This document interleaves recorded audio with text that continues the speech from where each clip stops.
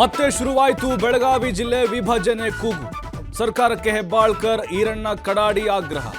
ನನ್ನ ಸಹಮತ ಇದೆ ಎಂದ ಸಚಿವೆ. ಮಂಗಳೂರಿನಲ್ಲಿ ಕುಡಿದ ಮತ್ತಿನಲ್ಲಿ ರೌಡಿ ಶೀಟರ್ ದಾಂಧಲೆ. ಕ್ಷುಲ್ಲಕ ಕಾರಣಕ್ಕೆ ಬಾರ್ ಸಿಬ್ಬಂದಿ ಮೇಲೆ ಹಲ್ಲೆ. ಬಂಟ್ವಾಳ ತಾಲೂಕಿನಲ್ಲಿ ಘಟನೆ.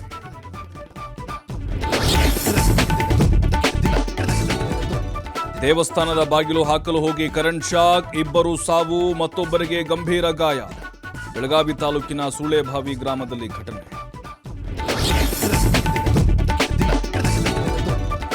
ಹುಬ್ಬಳ್ಳಿಯಲ್ಲಿ ಹೆಚ್ಚುತ್ತಿದೆ ಮಾದಕ ವಸ್ತು ಸೇವನೆ ಮಾರಾಟ.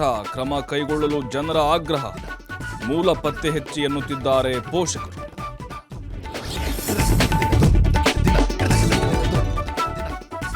ಕೊಪ್ಪಳ ಜಿಲ್ಲೆಯ ಪೊಲೀಸರ ಭರ್ಜರಿ ಕಾರ್ಯಾಚರಣೆ. ದರೋಡೆ ಕಳ್ಳತನ ಪ್ರಕರಣ ಭೇದಿಸಿದ ಖಾಕಿ ಪಡೆ. 9 ಆರೋಪಿಗಳ ಬಂಧನ.